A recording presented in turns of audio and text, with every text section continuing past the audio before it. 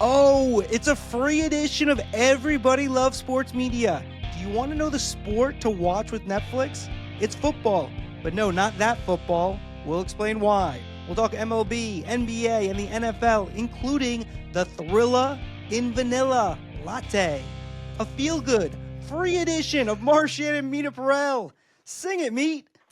Everybody loves sports media. Here we go. I'm Andrew Marchand. He's John Meterparel. We're joined by his cat. What was the cat comes across during the opening? That was so well played by Harry. We practiced this for hours and hours. I said we have to do it at the beginning of the show, and he did it. Yeah, Harry the cat is stealing the show. We kept that in there. We could have done it again, but Harry the cat coming in. He's like the third member. He's the of all on podcasts. You have Lenny, who's Mina Kimes' cohort in her podcast, and now Harry the cat is moving up in the animal rankings for podcasts, sports media podcasts, football podcasts in the media edition. And a tip of a cap to our producer Anthony for his instant replay of Harry last week. Oh yeah, that was good. That was good. that was like NFL films. That was awesome. People who caught that. All right, let's get to the serious stuff. All right, this, I think I've heard, Andrew, is an award-winning show. Get this, everybody. Our own Andrew Marchand won first place, not second, not third, but first, for The Athletic in the prestigious APSE Awards for beat writing. Take a bow, Andrew Marchand. Thanks, Meat. It's not like I put that on the rundown myself to make sure you said that, but no, it was very nice. Never won that before, so very nice. Really thankful to The Athletic for nominating me and for winning. That was a nice thing that happened last week. This podcast, as I said, is free. AndrewMarchand.com to become a full-time subscriber. AndrewMarchand.com for a full-time subscriber. Most of them, there's a free element, and then most of it is paid.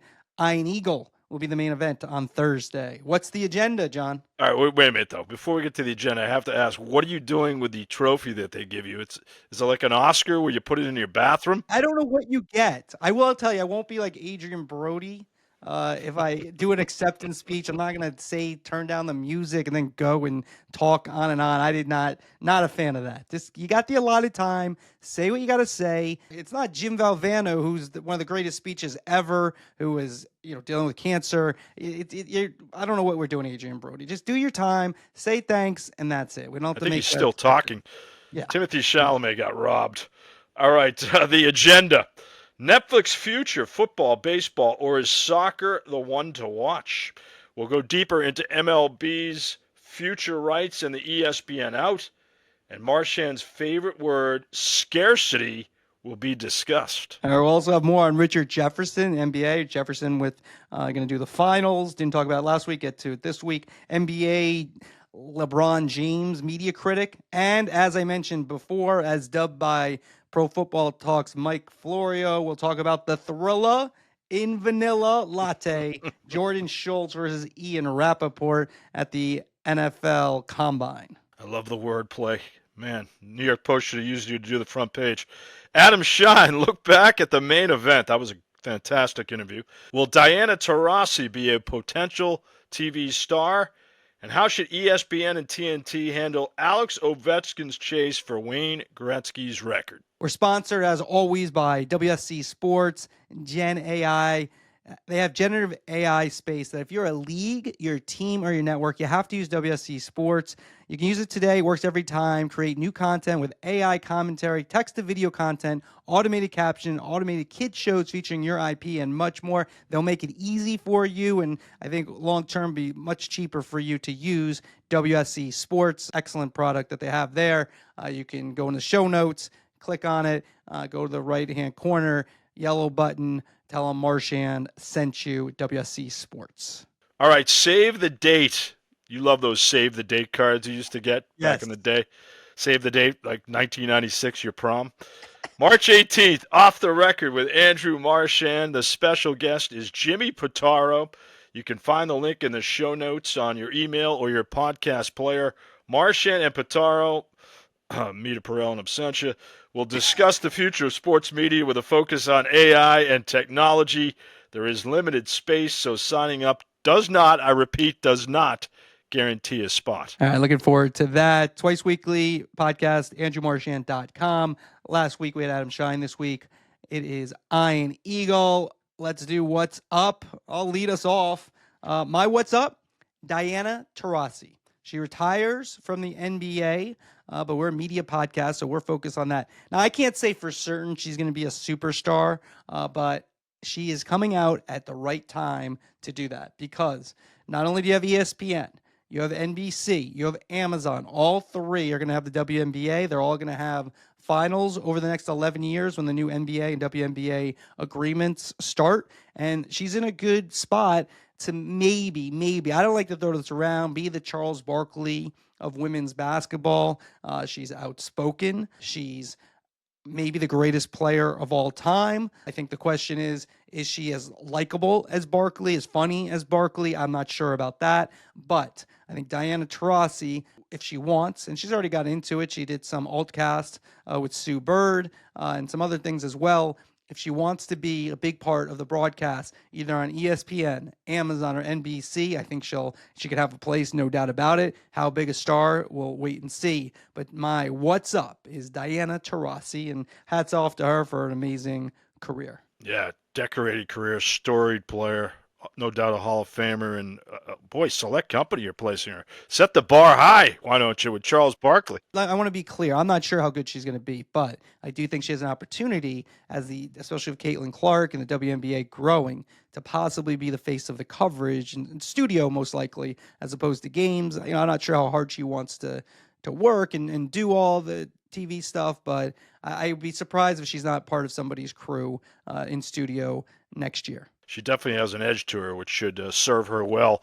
My what's up is Daniel Jeremiah from NFL Network.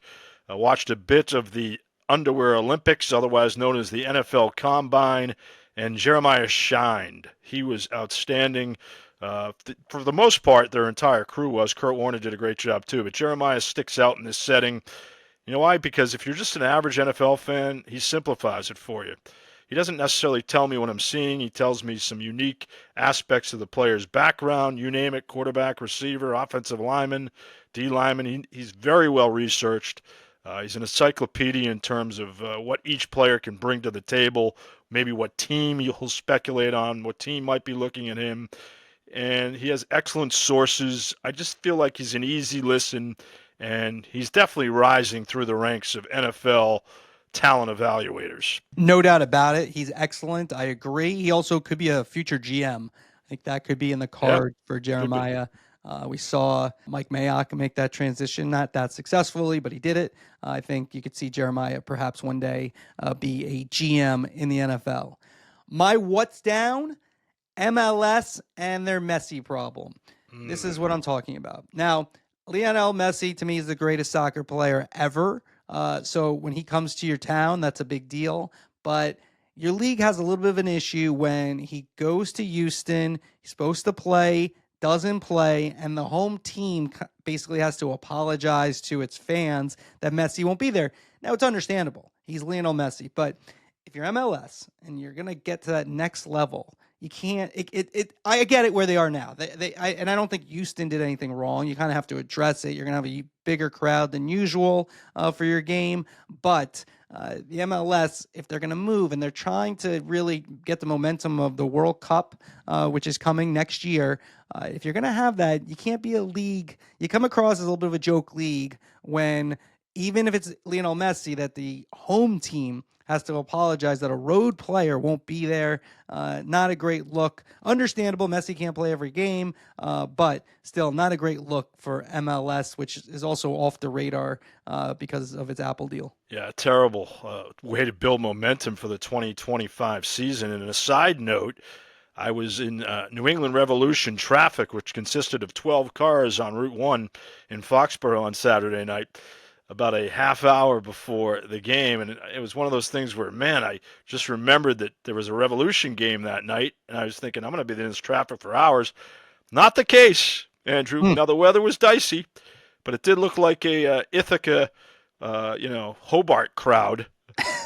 So it was, I don't know if this is an indicator of where the league is headed. Hopefully it's not. and you and I have, both have our soccer moments in the past. I used to call Revolution games back in the day, but I hope the league remains strong. 100%. All right, your what's down? What do you got? My what's down would be one Jordan Schultz. Yes, Q Lennox Lewis. Name your favorite pugilist. I know we're going to get into this, but when I heard the story, I thought it was a Saturday Night Live skit. First of all, what are you doing, Jordan? Have you heard of text? Have you heard of picking up the phone, making a call, leaving a voicemail? Not an Alec Baldwin-like voicemail, but something, I don't know, less personal than confronting someone in a Starbucks line while he's waiting for his latte. See Ian Rappaport. Just doesn't look good for him. Doesn't look good for Fox. I think he's a guy that's definitely building his chops in the NFL information world. I respect his work. But this, to me, was beyond the pale. Take it outside the ropes, Jordan. Yeah, it's really these days, anything that happens can become public fodder, and that really got some play, ending up on McAfee, Charles Barkley, and the Inside the NBA crew were talking about it. I love it. I mean, I could say, again, Florio deserves credit with the name for the Thrilla in Vanilla Latte. That's very good name. So I thought that was you. No, I gave him credit. I gave him credit in the beginning. Let's focus, John. The listening here. Yes. Harry disrupted me. Disrupted me. Fair point. Well, I didn't say it then. I said it the second time around. But you know what? We're doing corrections.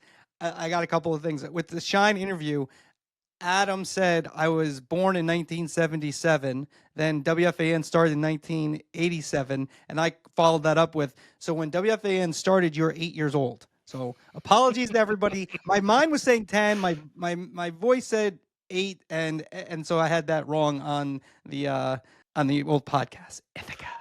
Those listening, this is free today, so you don't have to. But you want to listen to all the podcasts, go to andrewmarchand.com, andrewmarchand.com. Let's get to the questions, John. All right, number 1. What sport do you think Netflix will have the most interest in?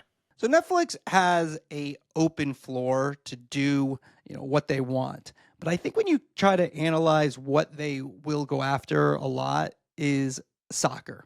They already have 2 Women's World Cup, probably played around a couple $100 million each for those. And you look at it, what they want is global sports. That's why the NBA was kind of interesting. I think that could have been a move for them because it is more global than the NFL. I think this is why you're seeing the NFL try to be in more markets and really become more popular outside the U.S. Because when you look at Netflix, they're pretty saturated in the United States. Now, live sports is going to help their advertising, but at what price? And I just think when you look at soccer, they already got the Women's World Cup in the U.S. When you look at the popularity of soccer around the world, and you look at Netflix trying to become even bigger in other countries, I think soccer could be the way that they do it. Yeah, no, it's an intriguing scenario for them. I think I could see that based on the global reach of Netflix. I tell you what, they should think about a program with soccer like they're doing Full Swing now with the PGA, which is awesome. Documentary-like programming. Netflix does it better than anybody. Inside the Premier League type programming, inside MLS even. That's something that MLS has lagged behind in. They've not done a good enough job documenting their players. Besides Messi, yeah, we know Messi's in the league. Give me something else. So I think Netflix, the ancillary programming could be a factor there for them, Andrew, to help them in this soccer realm. Yeah, I could see that for sure. I think Apple, they've tried with MLS. I don't think it's been compelling enough. I also think the thing about Netflix that just have a huge advantage, just like Amazon Prime as well, is when you move into streaming, they have such a great base that when WWE has their weekly shows on Netflix, it doesn't feel as big a lift for most. You don't hear a lot of people complaining about I need to get another subscription because most people have Netflix. And I think that's one of the keys as these sports move into subscription and streaming is if people already have it, they don't feel as big of, they're not going to complain as much. All right. Speaking of Netflix, do you see them becoming involved in baseball? They're not going to get this ESPN package. I'd be very surprised by that. Think about the ESPN package, and people keep making it's become a huge deal, and it should. And what's the kind of misunderstood is, they say, well, the NBA rights went up, the NFL rights went up.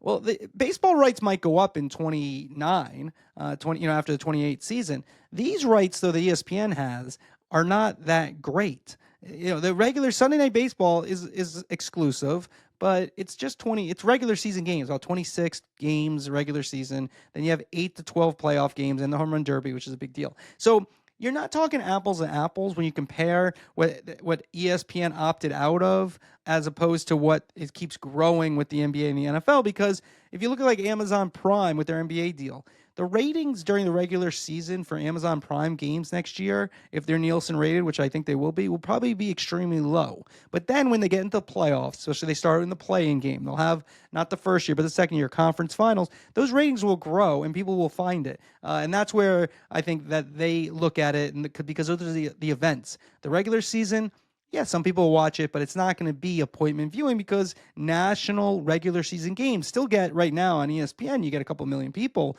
for a lot of these games and sometimes even more. I think Netflix could be in on baseball in 2029, especially you look at Japan. I talked about global with Otani and the Dodgers. Last year, they almost had 19 million people for the Seoul series. It's probably going to be a big number coming up. I mean, there's only 100. I Googled it, John. I do big You research. did? Do you actually 120. No, Google? well, I Google. No, I got that number. I got that 18.7 million is exact. My buddy Matt Bourne at the MLB gave me that number. But then I looked up, Googled 125 million people around in Japan. That was according, I think, 2023. So that's pretty good. That's like almost 1 in 5. My math. Yep. Remember, I did that Shine math. This is a little better. Almost 1 in 5. Please fact check me, all you math fact checkers out there. Adam Shine was 8. Yes. Yes. Yes. We'll check that out. Look, Japan's a no-brainer for any baseball entity. It's going to sell in Japan. It's like their NFL. Here's the thing, though. I think you're devaluing Sunday Night Baseball a little bit. I know you accused me of being stuck in 1991, but I always thought of Sunday Night Baseball as a feature game, as the game that you and I grew up with on a Saturday afternoon. That to me was that Sunday night was the new Saturday afternoon NBC game of the week. And I guess it's jumped the shark a little bit, but that doesn't mean you can't bring it back to that point where it's appointment viewing for not only a baseball fan, but for just a sports fan in general. That's where I think a Netflix or an Amazon or a streamer can capitalize on Sunday Night Baseball. What's my favorite word? Scarcity. Scarcity. So, I was thinking about it. We talked about it's only one game a week. That's only one night a week. But the problem is, this is the major issue for that game, is that if it's, let's say it's Red Sox Yankees, one that me and you will be watching on Sunday. We watched on Friday and Saturday most likely too. And so if you have that's the issue. And this is, I always use the Michael Jordan example. When we were kids, you wanted to watch Jordan, you want to see him do something amazing. You had to be at NBC at 1 o'clock. If you missed it, local news at 6 or Sports Center or CNN Sports Tonight on CNN, of course. Nick Charles, Fred Hickman. Yep. Yes. So you either had, there's no DVR, there's no pausing. You had to be there. No time to go to the bathroom. No time to go eat dinner at those moments. Scarcity. So it was fleeting. The problem for all these sports now, except for the NFL, because it's really only once a week for the team you like, even though you want to watch those other games. And I do think they could be diluting their games a little bit by putting them on so much. But they're just so easily accessible. So even if you love to watch Aaron Judge bat, or you want to see him hit a home run, if he hits a home run, it's going to be on social media. And I just think that's a major issue. And I do not know the solution for these leagues. And because I just think younger people, they're just so used to the phones. They don't turn on TV. They don't turn on cable. And are they going to watch a full game, especially regular season? Now, postseason, I still think when everything's on the line, you might want to sit there.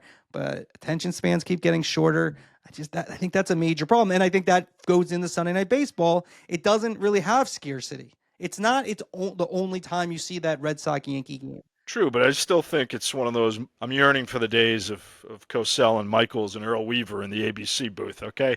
Just give me that a little bit. I'm going back to the 80s here. I love the old references. They're tremendous. I'm the guy who goes to YouTube and looks for those games from 1983. Well, fun thing, my guy Tyler Kepner, who I was on the Met beat with, my athletic colleague, longtime New York Times baseball columnist, he was watching the 2000 World Series, which was the Subway Series between Mets and Yankees, and it showed the press box, and I was on there. Tyler's on there. George King was on there. Jesus Ortiz. I think Buster Olney was in that that video, maybe Joel Sherman. And so that was a fun thing, Fox showing the press box back in the day. I had very curly hair. I was going to say, did you actually have hair? I had a lot of hair. Apparently, I don't remember this. Tyler claimed that Al Leiter and John Franco called me Horseshack, but I don't recall that. But maybe I put it out of my memory. That's great. You have to put a picture on there. And look, before we move off of baseball, there's going to be a lot of reports now. I don't really see Amazon as well. In 2029, maybe Amazon. I don't see them for this package now in terms of this 3-year deal that ESPN opted out of. I think NBC probably is possible. It makes a lot of sense with their Sunday programming. They have NBA, they have NFL, of course. And so could you just streamline that and have NBC, there's be Sunday all year for sports? Yes, but then you're missing the early part of the season because of NBA. You're missing the late part of the season because of NFL. So it's not perfect, but I don't think there's anything. I don't think they have something in hand yet. I think talks really need to go. CW, somebody else that could kick the tires. I think maybe somebody else comes in. It would be a good partner. We said last week ESPN would be a good partner for the for MLB. I think that'd be a good choice. Yeah, why not? Why not go back to that well, Horseshack?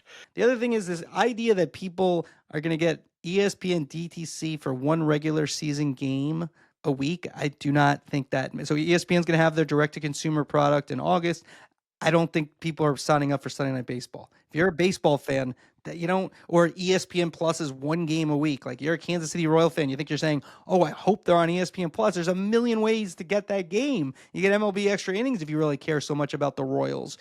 The idea that this has really impacts their ESPN DTC offering in August, I think, is a misnomer. Because also they could also put NHL playoff games there. They could put Caitlin Clark in there on Sunday nights.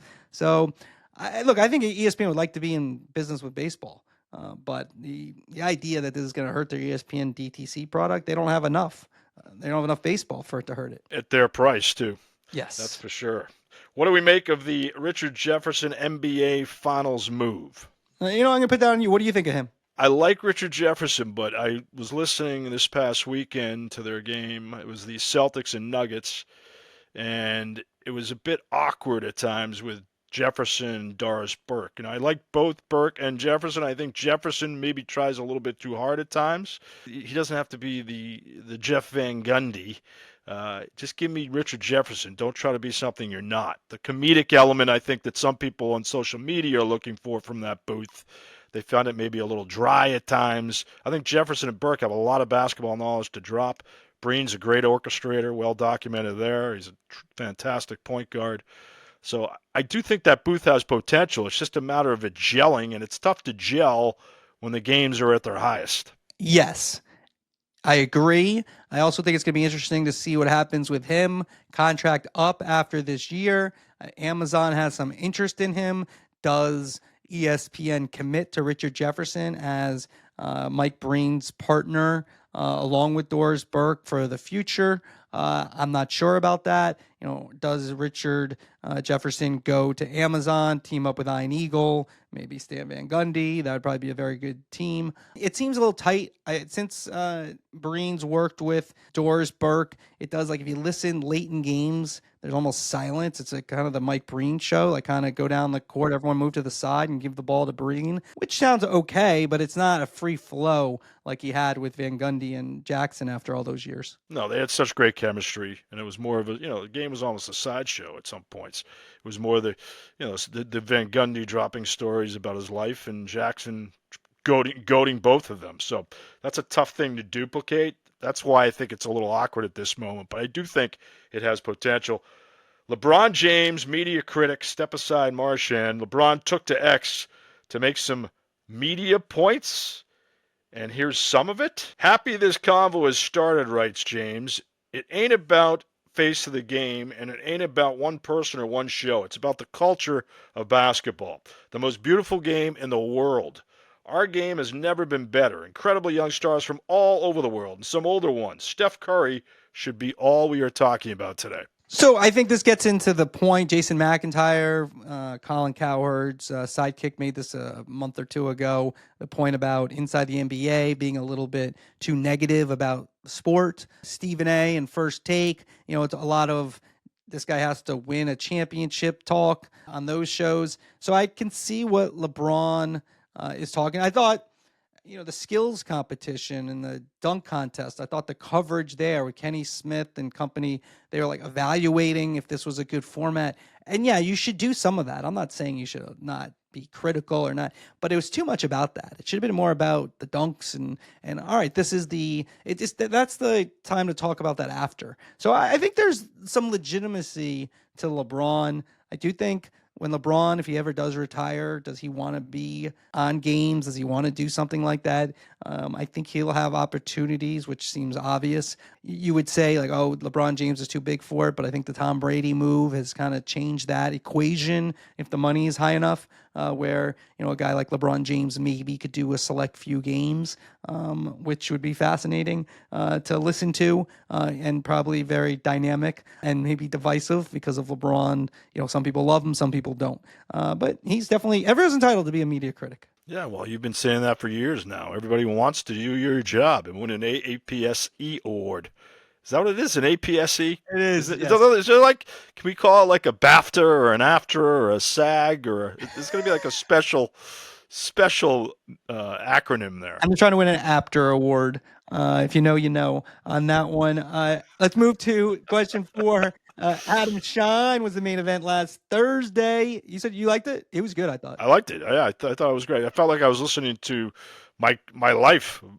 Adam Shine equals John Meterparel. I'm a little older than him, but we had very similar aspirations. How you grew up on radio? Yes, grew up on radio. He was a New York guy. I was a Boston guy. Big markets, kind of soaking it all in. I wanted to do play-by-play. He wanted to be, Mike Francesa, but I still felt this kinship. Well, let's give a little taste. Him talking about WFAN here.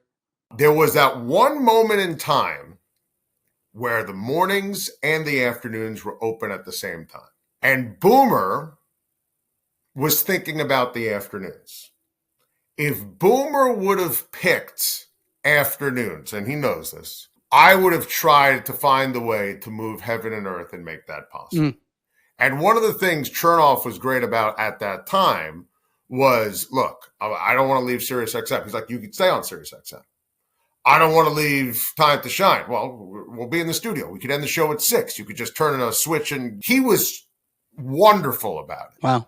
So Boomer decided to stay at mornings, and that was that. But if he would have decided to go to afternoons, I honestly think Boomer and I would have been phenomenal together in the afternoons. Doing a morning show, I'm not a morning show guy. I'm a sports talk guy. I want to get you quick. We'll move to question 5 in a moment, John. But my question for you, do you think it's still a childhood dream for people to be on sports radio, or now is it to like have a huge podcast?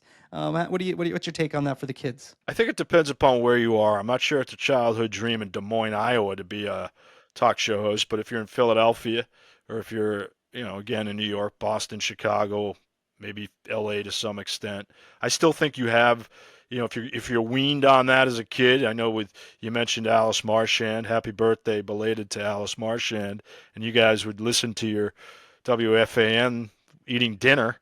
It's I don't know if it's the soundtrack of youth anymore, but if it is, I think there's a lot of kids, boys and girls, that want to be talk shows. Yeah, for those who didn't listen, my mom is a huge Adam Shine fan, so that's why I got her for her 82nd birthday. What a son.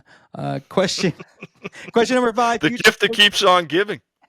Question number 5, Future Sports Media, sponsored by WSC Sports. WSC Sports has new products in the generative AI space that you can use today and that work every time. You're a league, you're a team, you're a network. You have to use them. They create new content with AI commentary, text-to-video content, automated caption, automated kid shows featuring your IP, and much more. Go to the show notes, click the WSC link, upper right-hand corner, yellow demo button. Click that. Tell them Marchand sent you. March 18th, it's Off the Record with me, Andrew Marchand, sponsored by WSC Sports. Jimmy Pitaro is the guest. It's in the late afternoon on that date, March 18th in Midtown. You can sign up. Also in the show notes. Not guaranteed spot because it's very limited. It's going to be a intimate setting. Small groups, so not everyone can get in, but it should be fun. Hopefully, we may be doing some more of these as well. Let's get to the question. Pigs and blankets, I hope. Yes. I hope will be offered. All right. There is food and drink. There is food and drink. I'm not sure. I'm not in charge of the menu, but there is some food and drink. Oh, okay. All right. Now you're stepping it up now after you won the APSC. Ian Rappaport against George Schultz. Pro Football Talks, Mike Florio dubbed it the Thriller in Vanilla, which is just, as we documented earlier, is fantastic. This thing got some traction. Did you ever have a confrontation in a Starbucks with anybody? Actually, as a kid, I got in high school. Like, I haven't been in many fights in a Dunkin' Donuts, but we won't get to that. Was it over the last cruller? Or? No, it was I don't know, some kind of high school fight. It wasn't much of a fight, I don't think. But we were in a Dunkin' Donuts. It was before like JV soccer practice.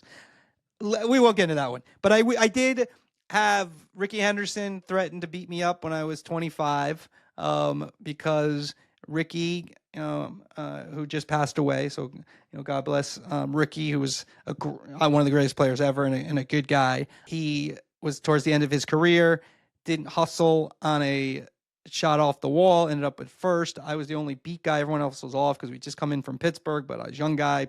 They treated you learned work ethic. I was at Shea Stadium then. Everyone else, like Tyler Kepner and company, were getting lattes and home, but I was working. So I led the charge after, went to Ricky. Ricky said he would do the same thing again, so he had a single. Next day, for whatever reason, the Mets always had the Daily News and the Post. I was at the Post in the clubhouse.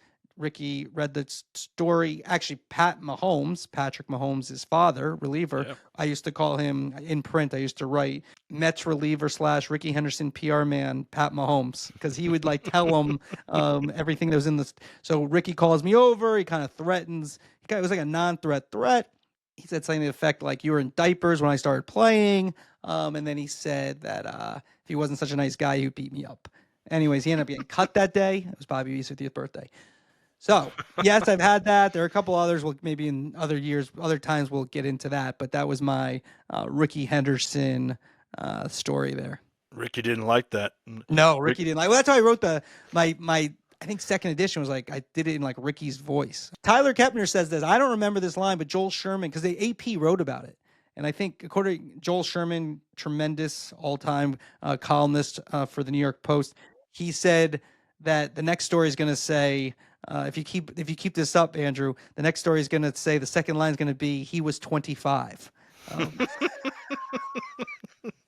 I don't remember that one either, but Tyler remembers every lead I ever had. Yeah, you guys were surrounded by controversy. Yes, I had a little one. I teased it last week with Steve Smith on my What's Down, but he confronted me at a Super Bowl during one of those media scrums when I had the audacity to ask him about what it was going to be like to go up against Ty Law as the Patriots played the Panthers in the Super Bowl, and how is he worried about that, the confrontation with Law, shut down corner and a Hall of Famer. And he looked at me like, I had just killed his dog.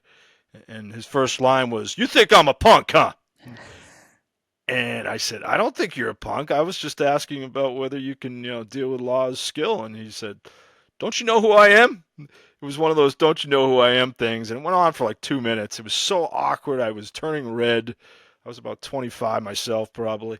And it was just one of those, I want to go hide. I don't know what to do here. Get me out of here. And you were a Boston guy then, or a Charlotte guy? Yeah, I was a Boston guy. Okay. I was a Boston guy, and it was one of those, those Super Bowl where you go up to the tables and each guy's at a table. Back in the day, it was a little bit more of a media session back then than it is now with the music. They had them every day, and I cover the Panthers for WEEI to set up that Super Bowl. But it was just, I had a couple with athletes on the phone. Kurt Schilling attacked me on the air once, but that was a badge of honor. He pretty much went after everybody in Boston at one point. Yes. Again, it's something you feel like you've made it, I guess, when you're attacked by an athlete. But let's go to your question. From Steve Smith to Alex Ovechkin. Nears the tying and breaking Gretzky all-time goal record. What is the approach by ESPN and TNT to pick up the game where he could tie and break the record for a national audience, especially if the game is not on a scheduled NHL night for either network? Michael Silvers is a subscriber. We thank you, and that's his question. Michael, I'd say that if you're ESPN and you're TNT, you have to make major moves to try to get these games on.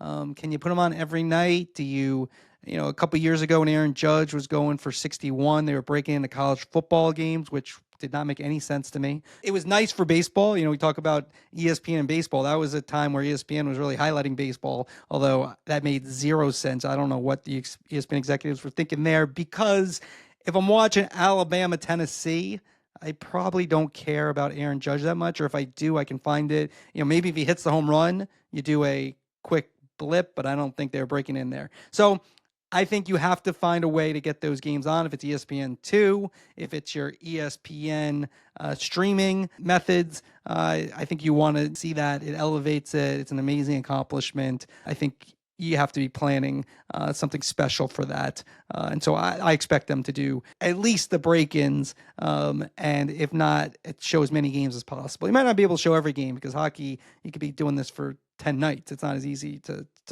score goals and you're not necessarily, you're up if you're trying to hit the home run. So it's a little bit different, but I expect that to be a big deal. Yeah, they have to do a grade 8 cut in. Well deserved if when it does happen.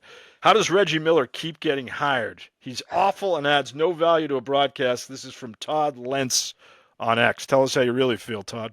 Todd is not into Reggie Miller. I think Reggie Miller, look, I don't find him, is he the greatest analyst of all time to me? No, but I think he's pretty good. I think also, and you're seeing this, the NBA national analyst, game analyst, there just hasn't been that developed. There aren't that many people. And I think when Amazon, NBC, they do want to do things different, but you also have to make sure they have something that's, pretty good. Like NBC tried Colt McCoy on a national game to start his career.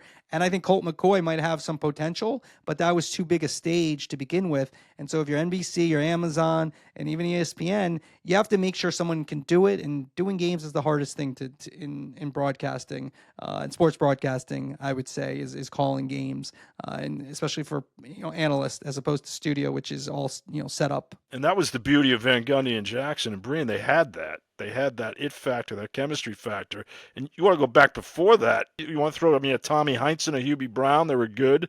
But you got to go way back to find really a guy that was memorable as an NBA analyst. There's been a lot of great play-by-play guys. But as an NBA analyst on a national level, it's hard to find. 100%. Why do sports media people always talk about ratings?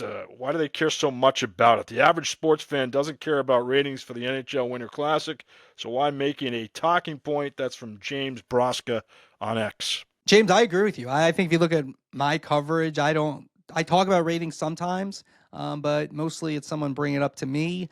I think the Super Bowl, doesn't matter if it gets 120 or 125 million people. That's a lot of anything more than 100 million, anything more than 10 million is a lot of people. So it can be indicative of something. But I also think that the biggest problem with the ratings is people just love to draw straight lines between politics or this or that. And it's usually much more complicated than one thing. It's okay to talk about ratings. I think I'd like more context when you do. I try to have context about the ratings. But I will say, as to all PR people, the longer your email, I know, the worse your ratings are.